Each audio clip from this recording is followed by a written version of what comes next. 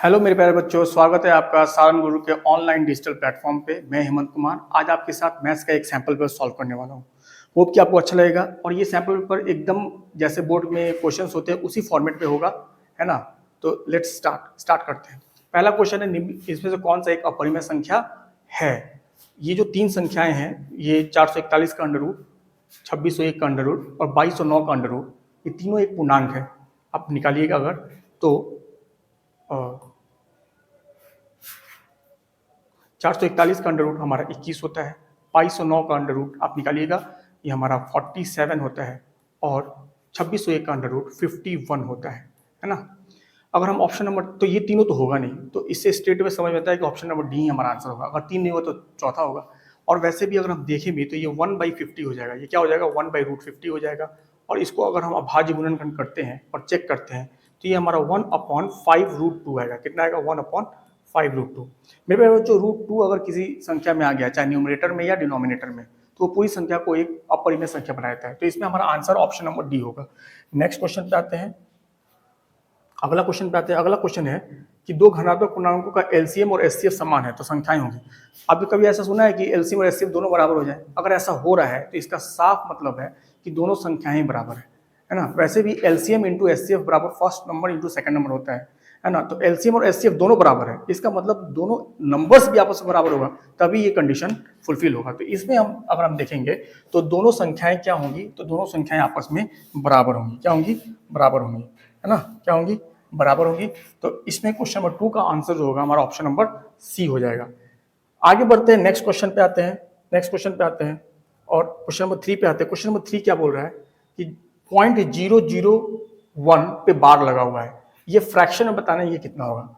मेरे पास बच्चों अगर इसको सॉल्व करना है तो जो भी संख्या होती है उसको हम एज इट इज ऊपर लिख देते हैं, एंड तो 1 को ऊपर लिख देंगे और जितनी संख्या पे बार होती है उतना 9 लिखते हैं। तो कितनी संख्या पे बार है, तो 1 2 3 4, तो 4 9 लिख देंगे। तो ये हो जाएगा 1/9999।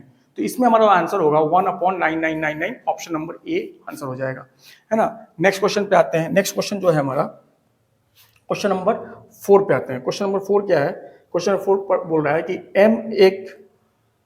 m के लिए विषम संख्या का रूप है। m हमेशा विषम होना चाहिए, है ना। किसी पूर्णांक m के लिए विषम संख्या का रूप है। अच्छा, अगर m का कोई भी वैल्यू ले जो संख्या है वो विषम होना चाहिए, तो ऐसा तभी होगा जब संख्या 2m+1 के फॉर्म में होगा। अगर ऑप्शन में 2m+1 नहीं है तो 4m+1 यानी इवन m के साथ होना चाहिए। 4m+1, 6m+1, 8m+1, ये हमारा आंसर हो सकता है। इसमें हमारा ऑप्शन नंबर डी आंसर हो जाएगा, 6m+1। मेरे प्यारे बच्चों यहाँ पे m का कोई भी वैल्यू रखें, हमारा आंसर हमेशा एक विषम संख्या ही आएगा। जैसे फॉर एग्जांपल m का मान अगर हम 1 रखते हैं तो ये 7 आ जाएगा, 6 × 1+1 7 आ जाएगा। m का मान अगर 3 रखते हैं तो ये 19 आएगा। m का मान 2 रखते हैं तो 13 आएगा। m का मान 5 रखते हैं तो 31 आ जाएगा। ये सभी एक विषम संख्या है, तो इसमें हमारा आंसर हो जाएगा ऑप्शन नंबर डी। बाकी ऑप्शन देखें तो m तो होगा नहीं। m+1 अगर m का मान लो हम 5 रखते हैं तो m+1 6 हो गया, ये एक इवन संख्या आ गया। हमें हमेशा ऑड संख्या पूछ रहा है होना चाहिए क्वेश्चन में, है ना। 6m हमेशा इवन होता है, तो इस क्वेश्चन का आंसर हमारा ऑप्शन नंबर डी हो जाएगा 4 का। नेक्स्ट क्वेश्चन पे आते हैं। नेक्स्ट क्वेश्चन हमारा है क्वेश्चन नंबर 5। क्वेश्चन 5 बोल रहा है कि a बराबर 3 स्क्वायर इंटू 5, b बराबर 3 इंटू 5 का स्क्वायर इंटू 7 पावर p और c बराबर 3 का पावर 4 इंटू 7 पावर 3। तो और a b c का एलसीएम इतना दिया हुआ है, तो p का मान क्या होगा।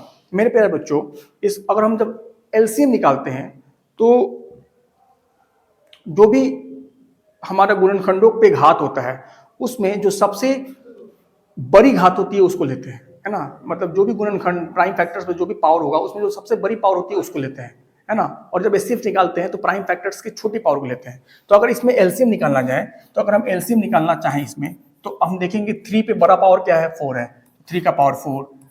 5 पे बड़ा पावर क्या है, 2 है, तो 5 का पावर 2। और सिंस इसका एलसीएम 7 का पावर 4 क्वेश्चन में दिया ही हुआ है, ये एलसीएम दिया ही हुआ है, तो ये इंटू 7 का पावर 4 लेते हैं, तो डेफिनेटली यहाँ पे अगर 7 का पावर 3 7 के पावर p से बड़ा होता तो हमारा आंसर 7 का पावर 3 एलसीएम दिया रहता। लेकिन यहाँ पे हमारा एलसीएम दिया हुआ है 7 का पावर 4, इसका मतलब 7 का पावर p ही 7 का पावर 4 है ना। तो 7 का पावर 4 का वैल्यू ही 7 का पावर p है। तो इसको कंपेयर करें अगर हम, बेस बराबर है तो पावर्स भी बराबर होगा, तो p का मान क्या हो जाएगा, 4 हो जाएगा। तो ऑप्शन नंबर डी इसका आंसर हो जाएगा। नेक्स्ट क्वेश्चन पे आते हैं। नेक्स्ट क्वेश्चन आते हैं क्वेश्चन नंबर 5 पे आते हैं। क्यूब रूट ऑफ 31 का परमेयकारी गुणांक क्या है? अगर हम इसको सॉल्व करें और क्यूब रूट ऑफ 81 का वैल्यू अगर हम निकालें, प्राइम फैक्टर करें अगर, तो ये कितना हो जाएगा? क्यूब रूट ऑफ कितना 3 आ जाएगा? 4 3 आ जाएगा, 3 गुने 3 गुने 3 गुने 3। अगर हम 3 को बाहर निकालना चाहें तो 3 में से एक 3 बाहर निकल जाएगा और ये 3 अंदर ही रहेगा। परमाइकाई गुणांक का मतलब ये होता है कि जितने वर्गमूल या घनमूल में है वो सब बाहर निकल जाए। तो इसमें से ये 3 को बाहर निकालने के लिए और किससे गुना करना होगा? तो 2 3 अगर और यहाँ पे होता, 2 3 अगर यहाँ पे होता, यानी 9 से अगर हम गुना करते हैं तो ये 3 भी बाहर निकल जाता। तो हमें किससे गुना करना होगा? 9 से। परमाइकाई गुणांक क्या होगा? 9। लेकिन ये घनमूल में है तो हमारा आंसर हो जाएगा क्यूब रूट ऑफ 9, है ना। हमारा आंसर क्या हो जाएगा? Cube root of 9। Next question पे आते हैं, अगले क्वेश्चन पे आते हैं। अगला क्वेश्चन देखते हैं। अगला क्वेश्चन क्या है?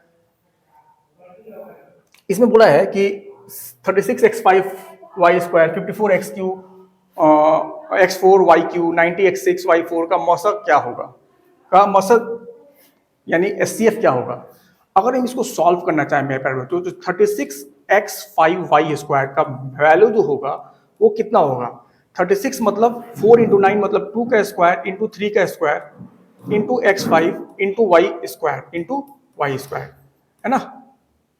54x4y³ 54x4y³ मतलब 2 × 3 का पावर 3 x4y³ हो जाएगा, है ना। और 90x6y4 बराबर 2 × 3 का स्क्वायर 45 एंड 95 इंटू 5 x6y4 हो जाएगा, है ना। मेरे प्यारे बच्चों, तो अगर इसका एचसीएफ निकालना है, अगर हमें इसका एचसीएफ निकालना है तो हमें देखना होगा, जैसे आपको बताया कि जो घात होता है छोटी घात को हम पकड़ते हैं। कॉमन फैक्टर्स में जो छोटी घात होगी, छोटी पावर उसको देखेंगे। तो आप देखिए 2 पे जो छोटी घात है वो क्या है? खुद 2 है, 2 का घात 1 है तो 2 लेंगे, है ना। 3 पे देखेंगे तो छोटी घात क्या है? तो 3 का घात 2 हो जाएगा, तो इंटू 3 का घात 2 हो जाएगा, है ना।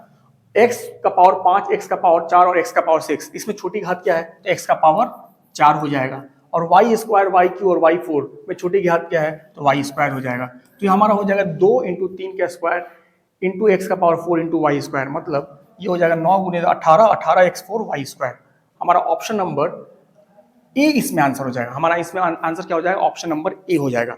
नेक्स्ट क्वेश्चन पे आते हैं मेरे प्यारे बच्चों, अगले क्वेश्चन पे आते हैं। अगला क्वेश्चन क्या है? अगला क्वेश्चन नंबर 8 है। 1440 इक्वल टू 2 का पावर p इंटू 3 का पावर q इंटू 5 का पावर r, तो p plus q minus r क्या होगा? तो इसके लिए तो हमें निकालना होगा 1440 का अभाज्य गुणनखंड करना होगा। 1440 का हमें क्या करना होगा? अभाज्य गुणनखंड करना होगा। तो ये कितना हो जाएगा? 720, 2 से करेंगे तो फिर कितना हो जाएगा? 360 हो जाएगा। फिर 2 से करेंगे तो कितना हो जाएगा? 180 हो जाएगा। फिर 2 से करेंगे तो कितना आ जाएगा? 2 से करेंगे तो ये 90 आ जाएगा। फिर 2 से करेंगे तो कितना आ जाएगा? 45 आ जाएगा। फिर 3 से करेंगे तो कितना आ जाएगा? 15 आ जाएगा। फिर 3 से करेंगे तो कितना आ जाएगा? 5 आ जाएगा।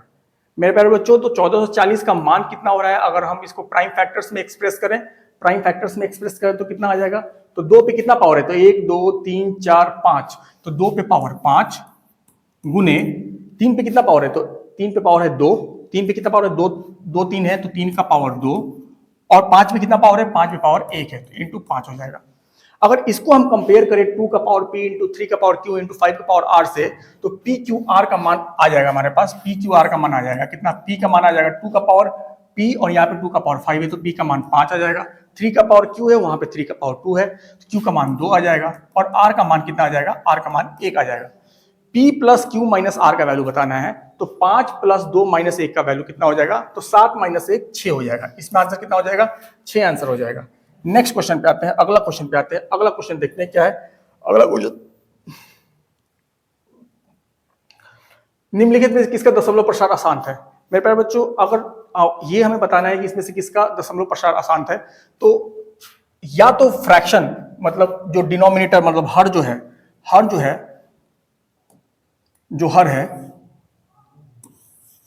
यहाँ पे जो हर है,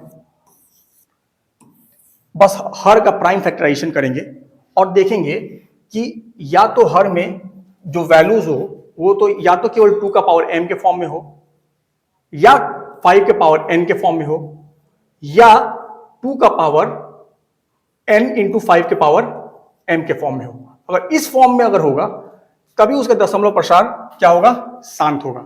या तो केवल जो डिनोमिनेटर है उसका प्राइम फैक्टराइजेशन 2 के पावर m के फॉर्म में हो, या तो 5 के पावर n के फॉर्म में हो, या तो 2 का पावर n इंटू 5 के पावर m के फॉर्म में हो। तो 400 में देखेंगे तो 400 में क्या 2 और 5 आ रहा है, बिल्कुल 400 में 2 भी आ जाएगा और 5 भी आ जाएगा, है ना। 250 में क्या 2 या 5 आ रहा है, हाँ 250 में 2 भी आ जाएगा और 5 भी आ जाएगा। पावर सब खुद निकाल के देखिएगा। 625 में केवल 5 का पावर 4 आ रहा है ना, तो ये भी तो है, या केवल 5 का पावर भी n है, या केवल 2 का पावर m है, तब भी वो उसका दशमलव प्रसार शांत होगा। लेकिन यहां पे 462 का अगर हम प्राइम फैक्टराइजेशन करेंगे, 462 का प्राइम फैक्टराइजेशन करेंगे तो 231, ये 377 और ये 7 और ये 11 आ जाएगा, है ना। तो ये कितना आ रहा है, 2 गुने 3 गुने 7 गुने 11 आ रहा है। मेरे प्यारे बच्चों, इसमें अगर 2 आ रहा है तो 5 भी आना चाहिए था, तभी इसका दशमलव प्रसार क्या होगा, शांत होगा। लेकिन इसमें केवल 2 आ रहा है, 5 नहीं आ रहा है, तो हम क्या बोलेंगे, हमारा ऑप्शन नंबर सी आंसर हो जाएगा। अगर 2 आ रहा है तो केवल 2 ही आना चाहिए, जैसे यहाँ पे 5 आ रहा है तो केवल 5 ही आना चाहिए। जैसे इस क्वेश्चन में 625 5 का पावर 4 है, केवल 5 ही है, तो ये इसका भी दशमलव प्रसार शांत होगा, है ना। नेक्स्ट क्वेश्चन पे आते हैं, अगला क्वेश्चन देखते हैं। अगला क्वेश्चन क्या है, अगला क्वेश्चन देखते हैं क्या है। इस क्वेश्चन बोला है n एक प्राकृतिक संख्या और 9 का पावर 2n इंटू -4 का पावर 2n सदैव विभाज्य किससे होगा। मेरे प्यारे बच्चों, इसमें हमें n सिंस एक प्राकृतिक संख्या है जो कि 1 से स्टार्ट होगा, तो हमें n का मान ही रख के देखना होगा, है ना। और n का मान हम क्या रख सकते हैं, तो 1 रख सकते हैं, 2 रख सकते हैं, 3 रख सकते हैं, कुछ भी रख सकते हैं। लेकिन सबसे आसान हमारे लिए क्या है, हमारा सबसे आसान है n का मान 1 रखते हैं। अगर n का मान 1 रखते हैं तो क्या होगा, 9 का पावर 2 इंटू 1 2 हो गया, माइनस 4 का पावर 2 इंटू 1 2, मतलब 9 का पावर 2 माइनस 4 का पावर 2 मतलब 81 माइनस 16 कितना हो जाएगा, 65। तो यहाँ पे 65 किससे डिविजिबल है, किससे विभाज्य है, तो 65 5 से भी विभाज्य है, 5 के भी पहाड़ा में आता है, 13 के भी पहाड़ा में आता है। तो 65 5 और 13 दोनों से विभाज्य है, तो ऑप्शन नंबर सी हमारा आंसर होगा। क्या हम n का मान 2 रखते तो हमारा आंसर नहीं आता क्या, ये आप खुद चेक करिए। हम n का मान 2 भी रखेंगे, थोड़ा कैलकुलेशन ज्यादा हो जाएगा, लेकिन फिर भी जो नंबर आएगा वो 5 और 13 दोनों से विभाज्य होगा। अगले क्वेश्चन पे आते हैं, अगला क्वेश्चन देखते हैं। अगला क्वेश्चन क्या है, अगला क्वेश्चन है बच्चों, अगला क्वेश्चन बोल रहा है कि 65 और 117 का एचसीएफ जो है वो, if HCF of 65 and 117 is in the form of 65 and minus 117, मतलब 65 और 117 का एचसीएफ दिया हुआ है 65 and minus 117, तो 65 और 117 का एचसीएफ कितना होगा, 13 होगा। ये तो ओरली भी निकाल सकते हैं, लेकिन एक बार देख लेते हैं कैसे 13 हो रहा है। 65 का मान क्या हो जाएगा, 5 गुने 13 होगा, है ना। और 117 क्या होता है, 117 क्या होता है, 117 होता है 3 से अगर भाग देंगे तो 3 गुने 3 गुने 13 होगा, है ना। तो एचसीएफ यानी मौसा जब निकालते हैं तो हमेशा छोटी पावर को देखते हैं। तो 3 पे छोटी पावर क्या है, यहाँ पे तो 3 है ही नहीं है, मान सकते हैं 3 का पावर 0, 3 का पावर 0 1 होता है, तो छोटी पावर क्या हो गया, 3 का 0, तो 3 का पावर 0 लेंगे मतलब 1 लेंगे, तो लेने की जरूरत नहीं है। यहाँ पे कॉमन फैक्टर 5 ही है, तो 5 नहीं है, सॉरी, कॉमन फैक्टर यहाँ पे क्या है हमारा, कॉमन फैक्टर यहाँ पे हमारा 13 है, क्या है 13। तो इसका जो मौसा होगा, एचसीएफ होगा, वो कितना हो जाएगा 13, एचसीएफ क्या हो जाएगा 13। लेकिन क्वेश्चन में जो एचसीएफ दिया हुआ है वो 65n माइनस 117 दिया हुआ है, तो हम बोलेंगे 65n माइनस 117 ही 13 के बराबर है। तो 65n का मान कितना हो जाएगा, ऐड कर देंगे इधर तो ये हो जाएगा 130, और n का मान कितना हो जाएगा, तो 130 डिवाइडेड बाई 65, ये कितना हो रहा है, ये हो रहा है 2। तो हमारा यहाँ पे n का मान कितना आ रहा है, 2 आ रहा है ना। नेक्स्ट क्वेश्चन पे चलते हैं, थोड़ा जल्दी जल्दी करते हैं, अभी मात्र 12 क्वेश्चन पे पहुंचे हम लोग मात्र।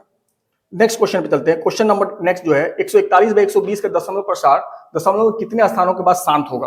तो 141 बाई 120 कहने का मतलब है, इसको हम डिवाइड करके देखेंगे कि पॉइंट के बाद कितने डिजिट्स आ रहे हैं, ये क्वेश्चन पूछा है। तो अगर हम इसको सॉल्व करें, 141 को अगर 120 से भाग दें तो कितना आ रहा होगा, ये 21, 120, ये कितना आ जाएगा 21, फिर 0, सॉरी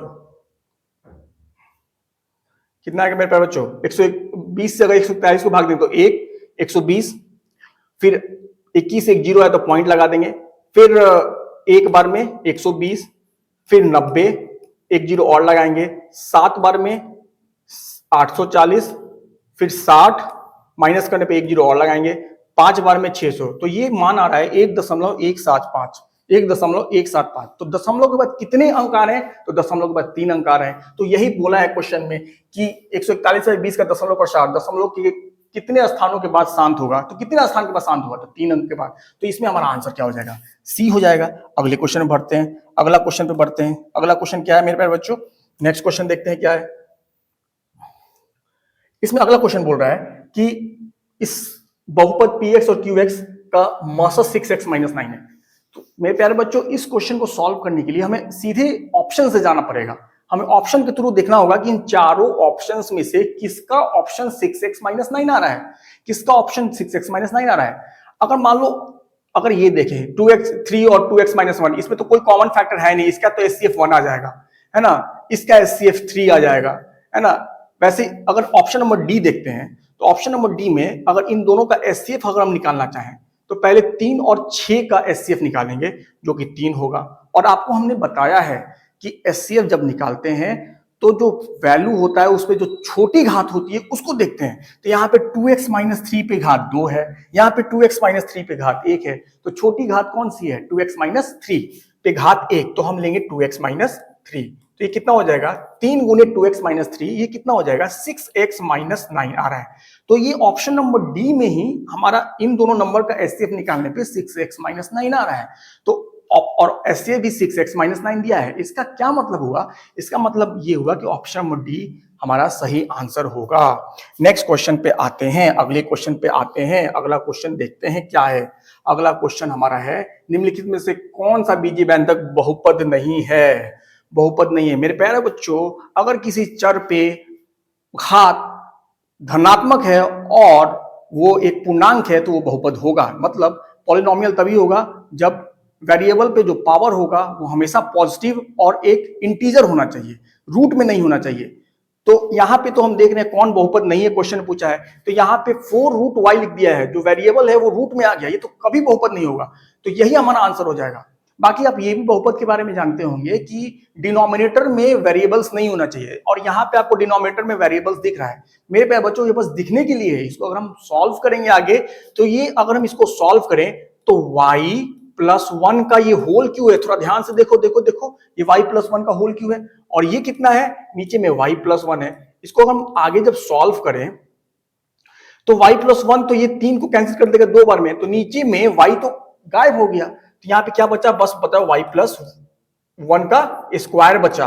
तो ये तो एक बहुपद होगा क्योंकि नीचे में y नहीं है। यहाँ पे भी इसको सॉल्व करके देखिएगा, डिवाइड करिएगा, y² + 1 कैंसिल हो जाएगा।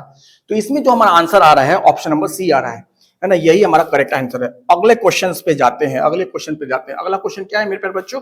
नेक्स्ट क्वेश्चन देखते हैं। 5y² - y + 25 का शून्यक अल्फा और बीटा है, तो alpha into beta upon 1 + alpha beta क्या होगा? मेरे प्यारे बच्चों, अगर मैं इसको कंपेयर करूं 5y² - y + 25 को अगर मैं कंपेयर करूं ax² + bx, जो कि एक क्वाड्रेटिक पॉलिनोमियल है, प्लस c से, तो हमारा a का मान आ जाएगा, आप देखो ध्यान से 5, b का मान कितना आएगा? 1 आएगा? नहीं नहीं, b का मान कितना होगा? -1 होगा। b का मान क्या होगा? माइनस, देखो -y है। और c का मान क्या हो जाएगा? c का मान कितना होगा? 25 होगा। एक्चुअली हम यहाँ पे क्वाड्रेटिक पॉलिनोमियल x में लिख दिए, इसको y में लिख देते हैं क्योंकि क्वेश्चन में y में दिया है। ay² + by + c, c का मान कितना हो जाएगा? 25 हो जाएगा। अब मेरे प्यारे बच्चों, अल्फा प्लस बीटा जो होता है, अल्फा प्लस बीटा, वो क्या होता है? वो होता है शून्यकों का योग। इसका मान होता है -b/a। तो अगर हम अल्फा प्लस बीटा निकालें, और अल्फा इंटू बीटा क्या होता है? शून्यकों का गुणनफल। इसका मान क्या होता है? इसका मान होता है c/a। तो अल्फा इंटू बीटा का मान कितना हो जाएगा? 25/5 यानी कि 5, और अल्फा प्लस बीटा का मान क्या हो जाएगा? -1 बटा कितना? a कितना है? 5, तो ये कितना हो जाएगा? 1/5। और हमें जो निकालना है अल्फा इंटू बीटा अपॉन 1/अल्फा बीटा, मतलब 5/1/5, ये 5 ऊपर जाके मल्टीप्लाई होगा, तो 5 गुने 5 कितना होता है 25। तो हमारा आंसर क्या हो जाएगा इसमें, ऑप्शन नंबर डी हमारा आंसर हो जाएगा। नेक्स्ट क्वेश्चन पे आते हैं। नेक्स्ट क्वेश्चन क्या बोल रहा है, नेक्स्ट क्वेश्चन को देखते हैं। अगला क्वेश्चन क्या है देखते हैं। यदि बहुपद px का एक शून्यक 5 हो तो निकले px का गुणनखंड क्या होगा। एक मैं आपको बता दूं कि शून्यक क्या होता है, जीरोस क्या होता है। शून्यक हमेशा एक संख्या होता है जो जिसका मान बहुपद में रखने पे बहुपद ही शून्य हो जाता है। शून्यक हमेशा एक संख्या होता है जिसका मान बहुपद में रखने पे बहुपद ही शून्य हो जाता है। तो अगर x बहुपद का शून्यक 5 है, मतलब 5 को अगर बहुपद में रखेंगे तो बहुपद शून्य हो जाएगा। तो कहां पे 5 को बहुपद में रखने पे वैल्यू 0 आ रहा है, यहां पे तो 15 आ जाएगा, यहां पे तो 10 आ जाएगा, यहां पे ही आएगा 5 माइनस 5 बराबर 0, क्योंकि शून्यक वही संख्या होता है जिसको बहुपद में रखने पे बहुपद ही 0 हो जाए, बहुपद का मान ही 0 हो जाए। तो हमारा आंसर इसमें क्या हो जाएगा, ऑप्शन नंबर ए हो जाएगा। अगले क्वेश्चन पे आते हैं, अगले क्वेश्चन पे आते हैं। अगला क्वेश्चन देखते हैं क्या है, अगला क्वेश्चन देखते हैं। अगला क्वेश्चन देखते हैं कि बहुपद इतना का शून्यक अल्फा बीटा है, तो alpha plus square plus beta square plus alpha beta का मान 21/4 है, तो पी क्या होगा। एक बार फिर से मेरे प्यारे बच्चों, इसको हम 2x square plus 7x plus P को कंपेयर करेंगे ax square plus bx plus c से। तो a का मान कितना आ जाएगा 2 आ जाएगा, b का मान कितना आ जाएगा, b का मान 7 आ जाएगा और c का मान कितना आ जाएगा, p आ जाएगा। मेरे प्यारे बच्चों, अगर आपको alpha square plus beta square plus alpha beta का मान निकालना है, तो इसके लिए आपको अल्फा प्लस बीटा का होल स्क्वायर करना होगा। क्या अल्फा प्लस बीटा इतना ही होता है, alpha square plus beta square plus alpha beta का मान अल्फा प्लस बीटा का होल स्क्वायर होता है क्या, तो नहीं होता है। ये alpha square plus beta square plus 2 alpha beta हो जाएगा।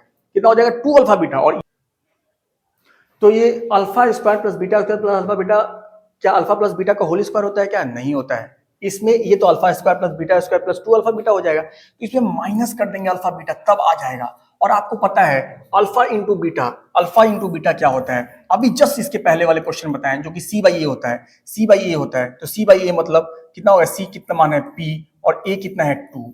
और अल्फा प्लस बीटा क्या होता है, शून्यकों का योग होता है, जो कि माइनस बी बाई ए होता है। कितना होता है, माइनस बी बाई ए होता है। माइनस बी बाई ए करेंगे तो ये कितना आ जाएगा, -7/2 हो जाएगा, है ना। मेरे प्यारे बच्चों, अगर इसको हम सॉल्व करते हैं और अल्फा प्लस बीटा का मान यहाँ पे रखते हैं और अल्फा बीटा का अल्फा इंटू बीटा का भी मान रखते हैं, तो क्या होगा, ये हो जाएगा -7/2 का whole square minus alpha into beta क्या हो जाएगा, p/2 हो जाएगा। और इसी का मान कितना दिया हुआ है, इसी का मान दिया हुआ है 21/4। इसको आगे हम सॉल्व कर लेंगे तो देखते हैं कितना आ जाएगा, 49/4 49/4 माइनस p/2 बराबर 21/4।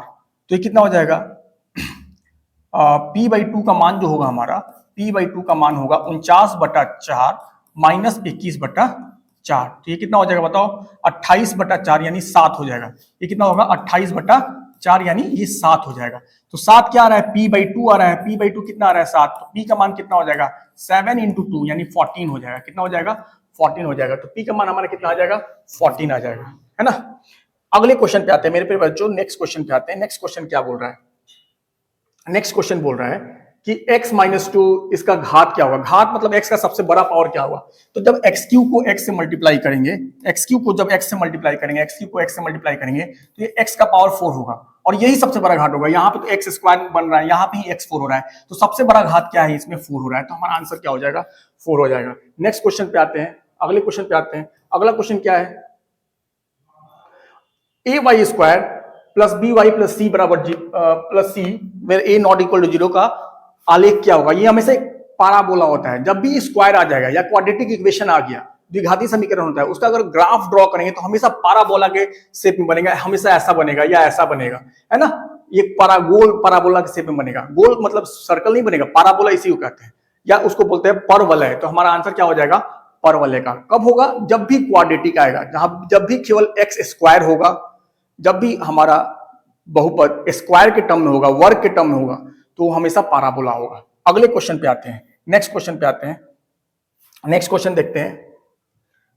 एक शून्यक दिया हुआ है, इसमें दिया हुआ है कि द्विघात पद x² plus bx plus c का शून्यक 6 और -2 है, और तो b और c का मान क्रमशः बताइए। शून्यक वो वैल्यू होता है, वो संख्या होता है जिसको बहुपद में रखने पे बहुपद ही 0 हो जाता है। जल्दी से स्ट्रेट अवे क्वेश्चन रखते हैं वैल्यू। तो 6 का स्क्वायर कितना हो जाएगा 36, यहां बनाते हैं।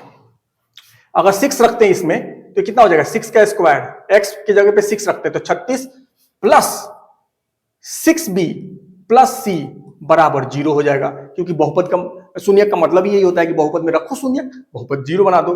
यहां पे x का मान अगर -2 रखते हैं तो क्या हो जाएगा -2 का स्क्वायर 4, -2 का स्क्वायर -2 का स्क्वायर x स्क्वायर -2 का स्क्वायर 4 -2b x के अगर -2 रखें तो 2 इंटू -2b प्लस सी बराबर 0, ये दिया हुआ है। इस इक्वेशन को हमें सॉल्व करना है, हमें इसको सॉल्व करना है। सॉल्व करेंगे, अगर इसको घटा दें, क्या करते हैं घटा दें, तो ये माइनस ये प्लस ये माइनस घटाते हैं तो क्या होता है पता है सबको, ये कितना हो जाएगा, ये सी से सी कैंसिल हो जाएगा और 6b प्लस 2b कितना हो जाएगा 8b। यहाँ पे कितना आ रहा है, यहाँ पे 36 में 4 जाएगा तो 32 बराबर आ रहा है ना। तो यहाँ इसका मतलब ये हो गया कि 8b का मान कितना हो जाएगा -32 हो जाएगा। कितना हो जाएगा -32, और b का मान हो जाएगा -4। b का मान हो जाएगा -4। ये b का मान अगर हम कहीं भी रखते हैं इन दोनों इक्वेशंस में से तो हमें c का भी मान आ जाएगा। जैसे b का मान अगर हम इस वाली इक्वेशन में रखें तो 36 प्लस 6b, तो 36 प्लस 6b और b का मान -4 है तो -24 कैसे हुआ, 6 इंटू -4 प्लस सी बराबर 0, तो सी का मान आ जाएगा -12। तो बी का मान -4 और सी का मान -12। ये वाला ऑप्शन हमें देखना है कहां है। तो सी का हमें किसका मान बताना है, बी का। तो बी का -4 और सी का -12, तो ऑप्शन नंबर ए हमारा सही होगा। जल्दी से अगले वाले क्वेश्चन में जाते हैं। अगला वाला क्वेश्चन जो है हमारा वो बोल रहा है 3x प्लस वाई बराबर 3x माइनस वाई बराबर 27 का वर्गमूल। मेरे प्यारे बच्चों, इसको अगर हम सॉल्व करते हैं तो हम इसको ऐसा लिख सकते हैं 3x प्लस वाई बराबर 3x माइनस वाई, है ना, बराबर 27 का अगर हम स्क्वायर रूट देखेंगे तो ये इसको हम ऐसे लिख सकते हैं, 27 को लिख सकते हैं 3 का घात 3 और ये 2 रहेगा यहाँ पे, स्क्वायर रूट का मतलब होता है। अब इसको सॉल्व करेंगे, अगर बाहर निकालेंगे तो ये पावर फ्रैक्शन में आ जाता है, 3 का पावर 3/2 हो जाएगा ये, है ना, ये पता होगा आपको। तो ये कितना हो जाएगा 3 का पावर 3/2। अब देखो ये तीनों आपस में बराबर है, तो यहाँ पे हम देख रहे हैं कि तीनों का बेस सेम है और ओवरऑल मान भी बराबर है। इसका मतलब तीनों का पावर भी बराबर होगा। तो एक बार 3 का पावर x प्लस वाई बराबर 3 का पावर 3/2 करेंगे तो बेस तो दोनों का 3 है, पावर भी बराबर होगा। तो x प्लस वाई का मान एक बार कितना आ जाएगा 3/2 और x माइनस वाई का मान एक बार कितना आ जाएगा, उसका भी मान आ जाएगा 3/2। इसको सॉल्व जब हम करेंगे तो y से y कैंसिल हो जाएगा, 2x का मान आ जाएगा 3, इसको सॉल्व जोड़ेंगे तो, और x का मान कितना आ जाएगा 3/2। x का मान 3/2 रखेंगे इसमें तो y का मान आ जाएगा 0। ये खुद आप रख के देखिए, 3/2 प्लस y बराबर 3/2, तो y का मान आ जाएगा 0। इसमें यही बताना है कि y का मान क्या होगा, तो y का मान हो जाएगा 0। 3/2 किसका मान होगा, 3/2 x का मान होगा। नेक्स्ट क्वेश्चन पे आते हैं, अगले क्वेश्चन पे आते हैं। अगला क्वेश्चन देखते हैं क्या है, 5x प्लस ky बराबर 8 और इतना समानांतर है तो k का मान बताना है। मेरे प्यारे बच्चों, अगर इसको हम ऐसे लिखें 5x प्लस ky -8 बराबर 0 और 15x प्लस 6y -40 बराबर 0, अगर हम लिखते हैं इसको, क्योंकि ये इक्वल्स टू किधर आएगा तो ये क्या हो जाएगा, माइनस में हो जाएगा। मेरे प्यारे बच्चों, अगर मान लो दो समीकरण दिया हुआ है linear, a1x plus b1y plus c1 बराबर 0 और a2x plus b2y plus c2 बराबर 0, तो इसमें समानांतर ये रेखाएं कब होंगी, ये एक रेखा को रिप्रेजेंट करता है, किसको, एक लाइन को रिप्रेजेंट करता है। तो ये रेखा समानांतर कब होंगी, जब a1 बटा a2 बराबर होगा किसके, b1 बटा b2 के। ये आपको पता होना चाहिए। तो अगर इसको हम कंपेयर करें, इसको इससे कंपेयर करें और इसको इससे कंपेयर करें तो a1 का मान आ जाएगा 5x है यहाँ पे, a1x है, और a1 बटा a2, और a2 का मान कितना आ जाएगा 15, तो 5 बटा 15 बराबर होगा b1y। तो b1 का मान कितना आ जाएगा k, b1 का मान कितना आ जाएगा k, और b2 का मान कितना आ जाएगा, b2 का मान आ जाएगा 6। इसको सॉल्व करते हैं तो ये 3 बार में कैंसिल हो जाएगा, ये 2 बार में कैंसिल हो जाएगा, तो k का मान क्या आ जाएगा, 2 आ जाएगा। k का मान कितना आ जाएगा 2, तो यहाँ पे ऑप्शन ए हमारा आंसर हो जाएगा। अगले क्वेश्चन पे आते हैं, नेक्स्ट क्वेश्चन पे आते हैं। अगला क्वेश्चन जो देखते हैं, अगला क्वेश्चन इस युग्मक में केवल एक सॉल्यूशन क्या है, इसको फिर से इस बार हम अगर हम सॉल्व, इसको अगर हम कंपेयर करें, इसको हम कंपेयर करें a1x plus b1y plus c1 बराबर 0 और इसको a2x plus b2y plus c2 बराबर 0 से कंपेयर करें तो a1 बाई a2 करते हैं, a1 बाई a2 करते हैं तो 6, a1 का मान 6 और a2 का मान 18, तो 6 बाई 18, b1 बाई b2 करते हैं तो b1 b2 कितना हो गया, तो -9 बाई -27 और c1 बाई c2 करते हैं तो c1 बाई c2 क्या हो जाएगा, c1 बाई c2 कितना हो जाएगा 6/15। मेरे प्यारे बच्चों ये तो दोनों बराबर है लेकिन ये बराबर नहीं है, ये 1/3 हो जाएगा, ये भी 1/3 ये हो जाएगा, ये 2/5 हो जाएगा। तो मेरे प्यारे बच्चों अगर दो लीनियर इक्वेशंस दिए हुए हैं यहाँ पे a1x plus b1y plus c1 बराबर 0 और a2x plus b2y plus c2 बराबर 0, तो अगर a1 बाई a2 मैं लिख देता हूं बराबर b1 बाई b2 नॉट बराबर c1 बाई c2 आएगा, तो इसका मतलब होगा इसका कोई हल नहीं होगा।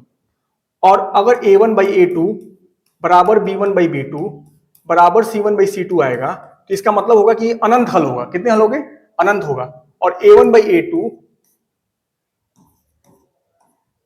नॉट बराबर b1 बाई b2 आएगा तो इसका मतलब होगा कि कोई एक हल होगा। तो हमारा यहाँ पे क्या आ रहा है, a1 बाई a2 बराबर b1 बाई b2 नॉट बराबर c1 बाई c2 आ रहा है, तो इसका मतलब होगा इसका कोई हल नहीं है, इसका कोई हल नहीं है।